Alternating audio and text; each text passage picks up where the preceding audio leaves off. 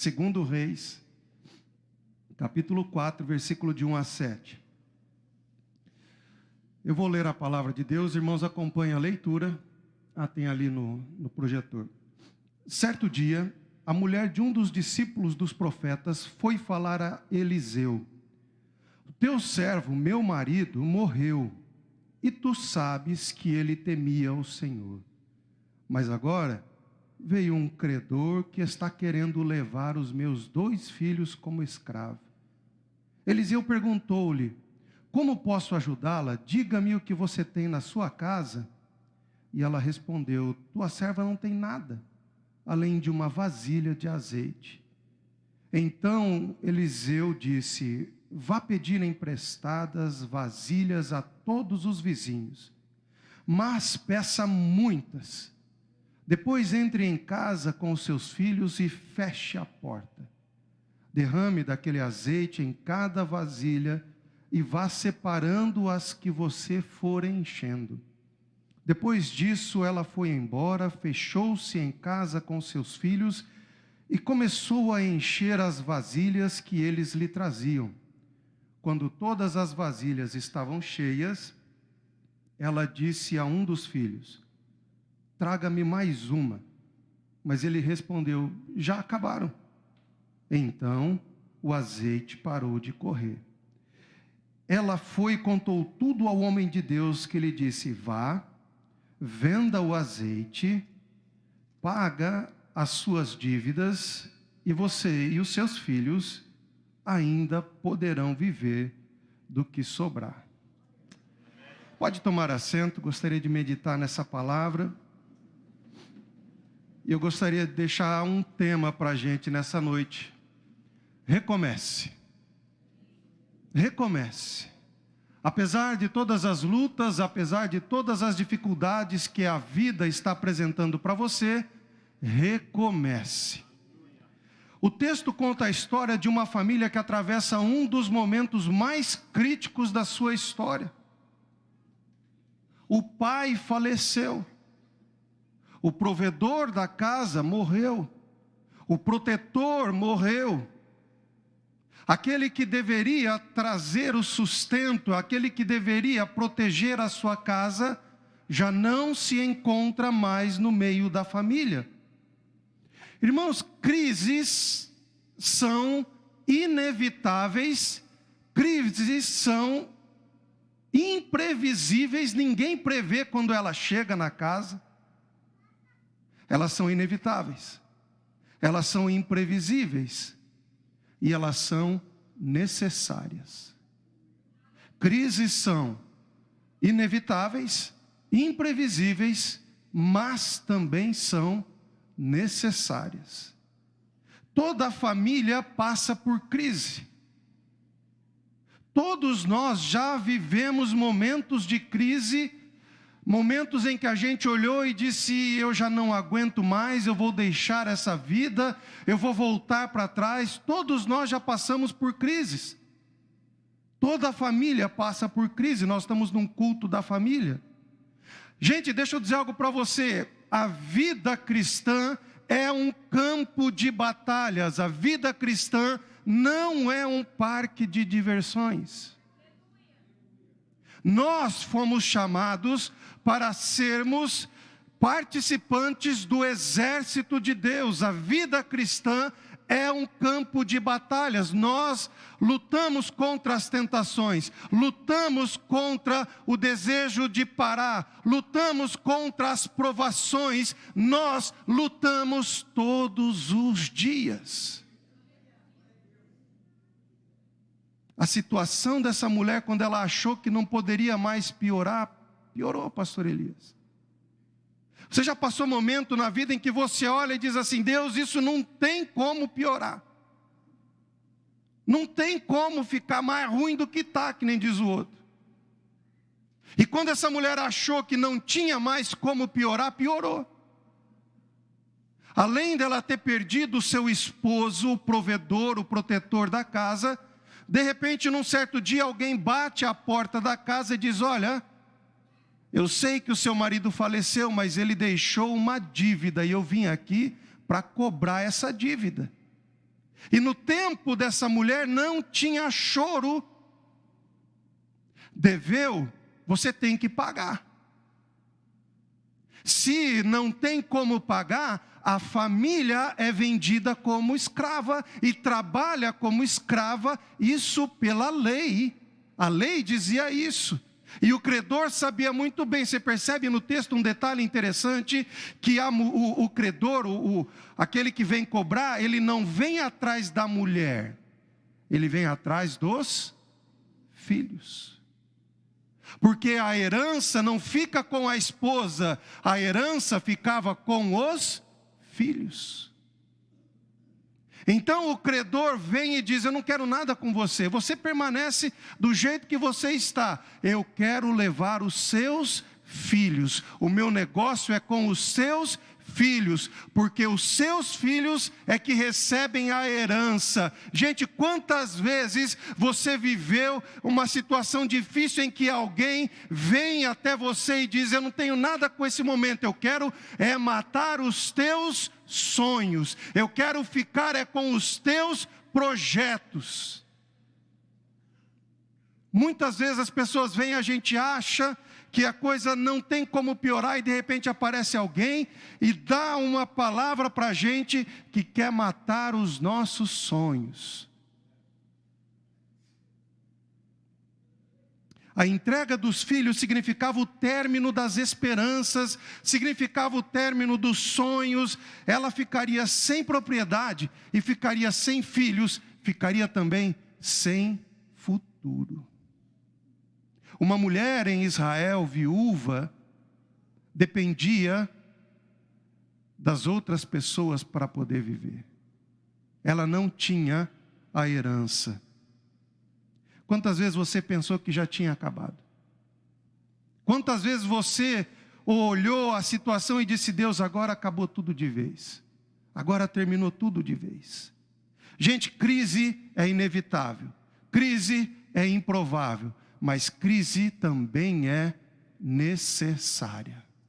Algumas lições para a gente tirar nesse texto aqui. Primeira lição: homens que temem a Deus também fazem bobagem. Vou falar um pouco para os homens aqui para a gente. Homens que temem a Deus também fazem bobagem. Esse homem aqui, ele era temente a Deus, sim ou não? Sim. Ele trabalhava para o profeta, ele trabalhava na casa de profetas. Esse homem era um homem temente a Deus. A mulher chega para Eliseu e diz: Eliseu, meu marido morreu. E ele era um homem temente a Deus, ele te serviu a tua escola de profetas. Gente temente a Deus, irmãos, também faz bobagem. O marido dessa mulher era temente a Deus, trabalhava com ele, mas ele tomou, num determinado momento da sua história, tomou uma decisão, pastor Renato, que não prejudicou só ele. Tomou uma decisão que prejudicou ele e a família dele. Agora ele colocou a família numa situação de risco. Gente, deixa eu dizer algo para você: ninguém erra porque gosta de errar. A pessoa não acorda num dia dizendo assim: deixa eu ver o que eu posso fazer para estragar mais ainda a minha vida. Ela não está ruim do jeito que eu queria, então eu vou fazer algo para prejudicar bastante, não só a minha vida, mas para prejudicar bastante também a minha família. Ninguém faz isso. Pelo menos eu acho que ninguém faz em sã consciência. Acontece que as coisas às vezes escapam do nosso controle. Deixa eu contar uma história para você. Uma vez, quando as gêmeas nasceram, isso fazem 12 anos.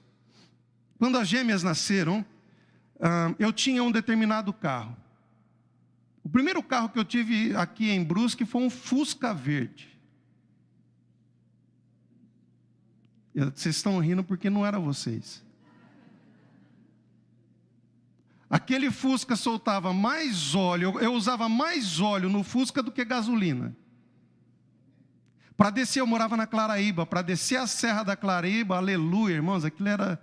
Mas para voltar para casa dava um trabalho. Ele era pentecostal, gostava de um óleo, né? Aí um dia eu falei, não, vou trocar de carro, tal. Aí chegou um amigo, falou, pastor, isso aqui é um carro pastoral. Quando fala carro pastoral até hoje, irmãos, dá um frio na barriga. Aí eu olhei aquele carro e disse, é verdade, vou comprar esse abençoado. Eu tinha um carro pago, irmãos. Olhei aquele bendito carro pastoral, um Ford Mondeo, placa de São Paulo, a gás. A Nanda ri, né, Nanda? Irmãos, um dia eu saí de casa, estou lá, fui no mercado, falei, eu vou fazer um almoço diferente, especial aqui e tal. Fui no mercado, voltei, parei o carro na garagem, eu estou ali na churrasqueira ali, aí daqui a pouco eu olho, falei, será que a Sé está fritando ovo? Olhei para o carro, gente, fumaça por tudo quanto é lado. Eu não sabia se tinha mais fogo, mais fumaça na churrasqueira, ou saindo do motor do carro. Enfim, para encurtar a história, irmãos, eu fiquei sem carro e com dívida. Ninguém erra porque quer, ninguém faz negócio errado porque quer. Homem temente a Deus, às vezes também faz coisas erradas, também faz bobagem. É o que o texto está ensinando. Esse homem era um homem temente a Deus? Era um homem que servia a Deus? Servia. Era um homem que estava envolvido com as coisas de Deus? Sim, mas num determinado momento ele tomou uma decisão equivocada. Eis a lição desse momento. Nós precisamos aprender a depender de Deus para tomar as decisões mais simples da nossa vida. Então, gente, não adianta xingar, não adianta ficar bravo, não adianta ficar nervoso, não adianta ficar bravo com a mulher. Nós estamos num culto de família. Porque às vezes a gente, quando erra, a gente olha e aí a mulher também já não vigia na terra, né? Já fala alguma coisa, a gente olha e já desanda todo o negócio. Falando nisso, varão, deixa eu te ensinar uma tática que eu aprendi esses dias. Vai evitar muito problema na sua vida. Quando você chegar em casa e ver a sua esposa em posição de xícara,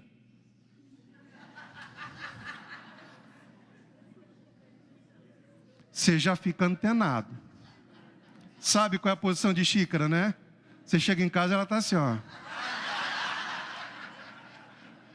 Fica ligado, varão. Dá aquela olhada no negócio, chega no mansinho, vai de boa, não cutuca a vara, a onça, porque... Agora, meu filho, se tu chegar em casa e ela estiver em posição de bule, já era. Aí, meu filho, vai embora, deu ruim, sai fora de casa, volta só muitas horas depois. Evita tumulto, evita confusão. Segunda lição nesse texto, gente. Agora vamos conversar um pouco com as irmãs. Lá vem. A segunda lição, a mulher sábia não se aconselha com qualquer um quando enfrenta problema. A mulher sábia não se aconselha com qualquer pessoa quando enfrenta problemas. Ela busca conselho com a pessoa certa, ela busca conselho com um homem de Deus ou com uma mulher de Deus. Ela busca conselho com uma pessoa que reconhecidamente vai dar para ela uma palavra vinda da parte de Deus, vai alinhar a vida dela com a vontade de Deus. Essa mulher sai e vai procurar o profeta. O profeta era o homem que dava uma palavra de direção naquele momento. E principalmente o profeta Eliseu era um homem conhecido pela sua sabedoria. Então, ele dá uma palavra para aquela mulher, ele orienta aquela mulher. E a orientação, ela é algo maravilhoso. Ela diz: o que você tem na tua casa? Eu não tenho nada. Não, você tem alguma coisa? Eu tenho um pouquinho lá de azeite. Então eu vou te dar uma orientação. Vai para casa, pega todas as vasilhas que você puder, mas pega muitas, não pegue poucas. Pegue muitas. Entra na tua casa, fecha a porta e você e os seus filhos comecem a encher as vasilhas uma a uma. Começa a encher. A mulher ouve o conselho do profeta, vai para sua casa e faz exatamente como o profeta disse. Irmã, você não pode procurar qualquer pessoa quando você passar por problemas, achando que abrir a sua vida vai trazer alguma coisa para você. Não. Busque conselho numa mulher de Deus, busque conselho numa pessoa de Deus. Olha o detalhe da sabedoria, o detalhe da sabedoria do profeta e da prudência da mulher. Por que o profeta manda ela fechar a porta da casa antes de começar o milagre? Você vai, pega todas as vasilhas que você conseguir. Mas eu quero te dar um conselho. Olha o detalhe. Você vai entrar e vai fechar a porta da tua casa.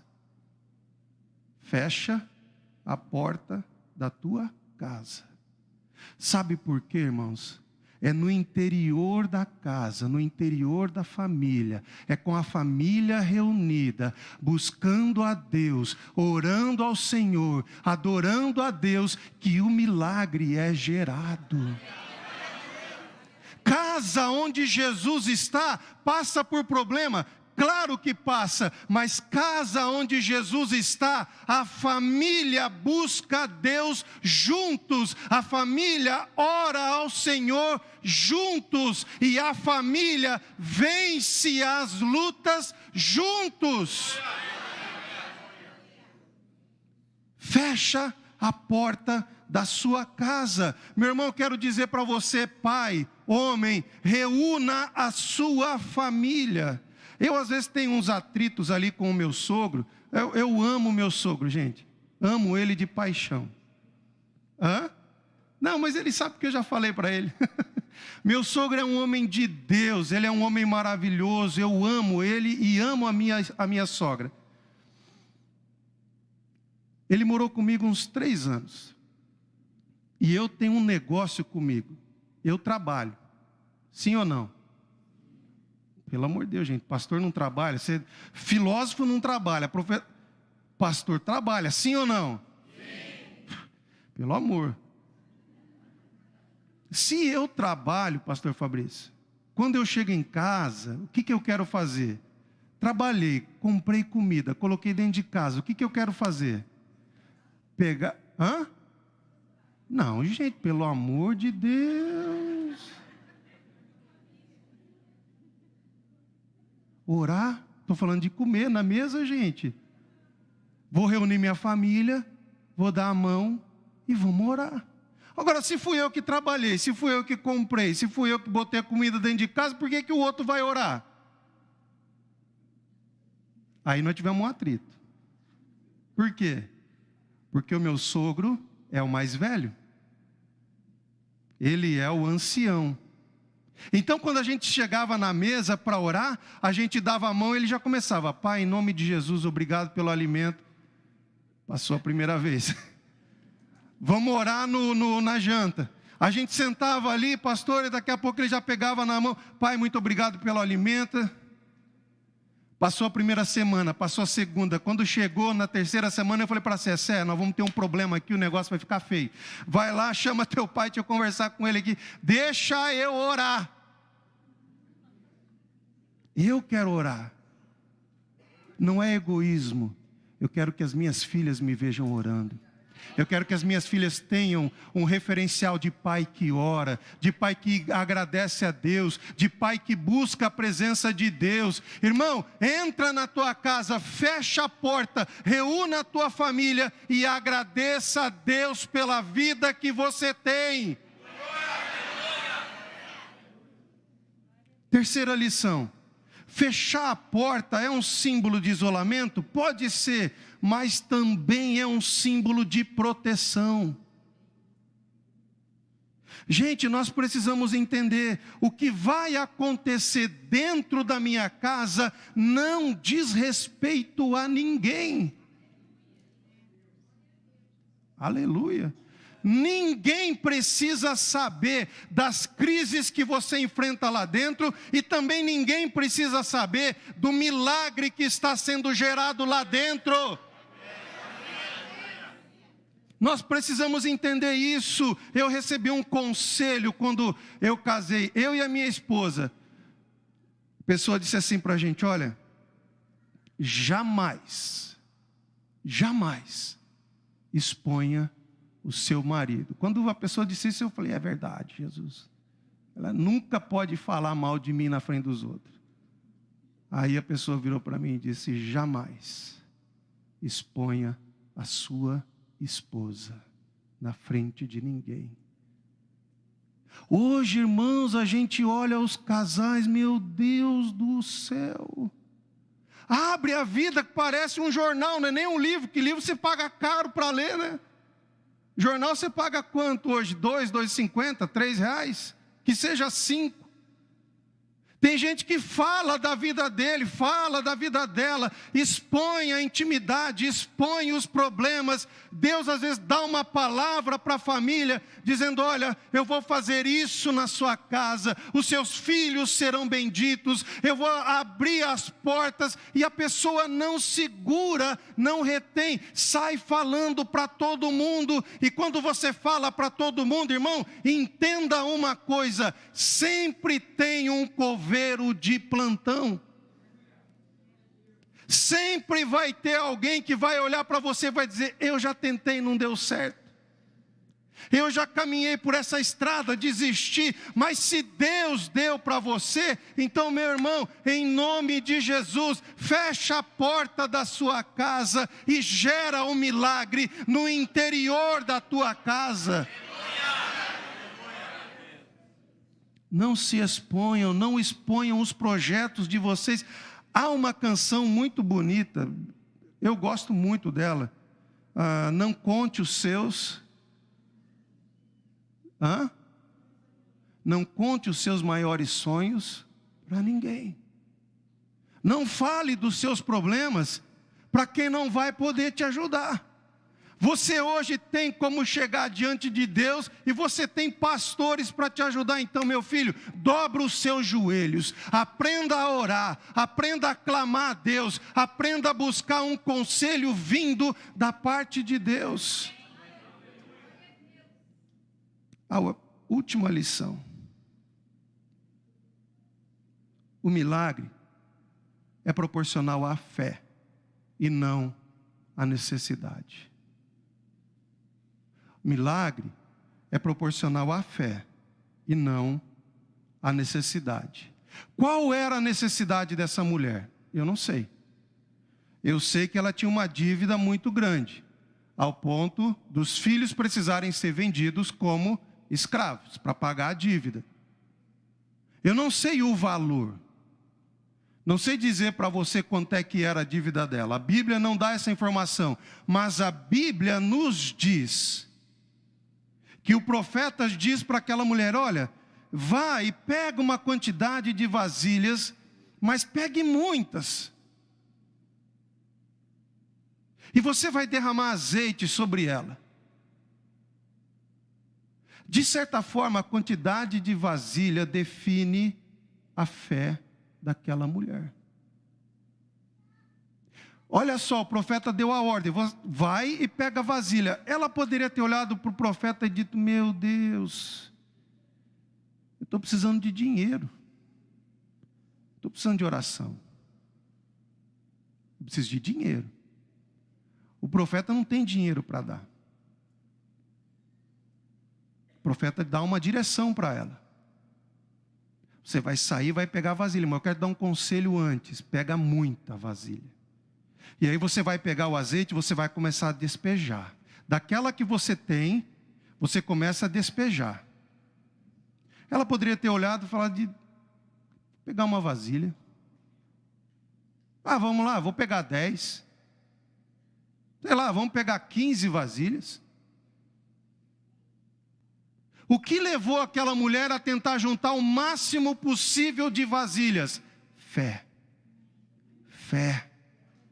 Fé, irmãos. Fé. Acreditar que a palavra que foi dita pelo Senhor é a palavra que vai mudar a história da vida daquela mulher. E aquela mulher obedece, pega uma quantidade que a Bíblia também não nos diz qual era a quantidade, só diz que era uma quantidade, e era uma quantidade tão grande que o profeta diz: olha, eu vou falar uma coisa para você. Você pega isso agora, com parte disso, você vende. Parte das vasilhas você vende.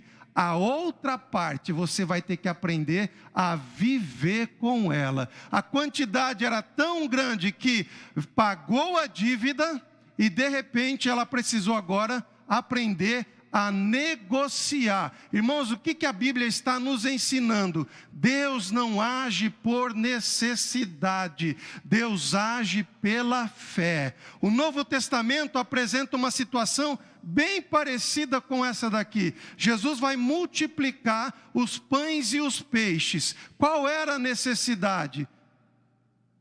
A questão não é a necessidade, a questão era a fé. Ele começou a partir e conforme havia fome, conforme havia gente querendo comer, os discípulos não paravam de distribuir. Distribui, leva, pega, come de novo, mais uma vez. De repente está todo mundo satisfeito, todo mundo está abastado, sim. Parou. E do que parou, sobrou.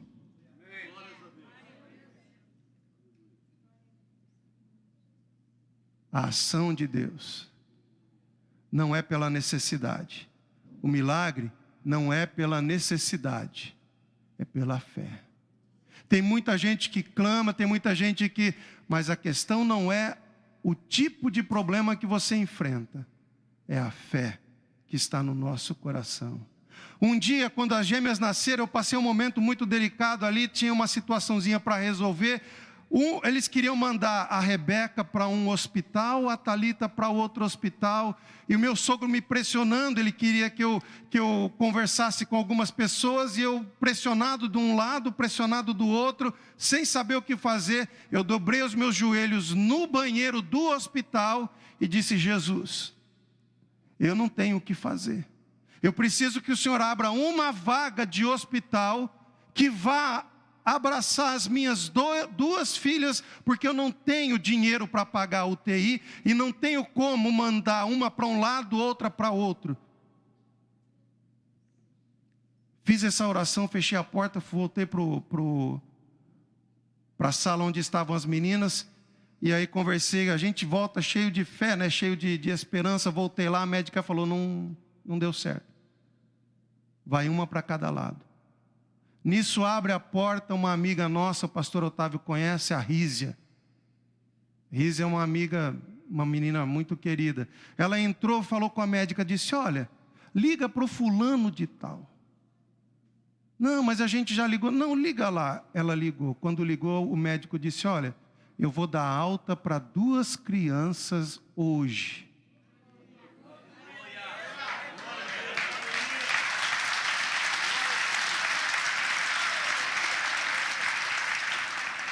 Rebeca e Thalita ficaram no mesmo hospital. Fé. Tenha fé. E a última lição de vez. Irmãos, olha que interessante. Essa mulher precisou aprender algo novo. Ela não negociava, pastor. Ela era uma mulher que vivia na casa. Mas de repente o profeta olha para ela e diz: agora você vai ter que aprender algo novo, para você não voltar para a situação da onde Deus te tirou. Gente, tem um negócio aqui: não volta para a situação que Deus te tirou. Para você não voltar para aquela situação, você agora vende, negocia tudo o que você tem, negocia esse azeite. A mulher de repente precisou aprender a negociar. Se você quer recomeçar a sua vida, se você quer restaurar a sua vida, você vai precisar aprender algo novo. Você não pode voltar para o lugar da onde Deus te tirou, mas você não pode fazer as mesmas coisas que você faz toda a vida. Não dá para você querer resultados diferentes fazendo sempre as mesmas coisas. Toda virada de ano a gente faz um monte de sonho, um monte de projeto, a gente diz: eu vou mudar, eu vou fazer isso, vou fazer aquilo. O tempo vai passando e a gente volta a fazer as mesmas coisas que a gente estava condicionado a fazer. Meu irmão, em nome de Jesus, hoje você vai recomeçar a sua vida, você vai recomeçar a sua família, você vai recomeçar os teus sonhos, mas faz algo novo, aprenda algo novo, se envolva com a obra de Deus, venha para as reuniões de oração, venha para as vigílias, faça algo novo. Diz: Deus, esse ano eu mudo a história da minha vida.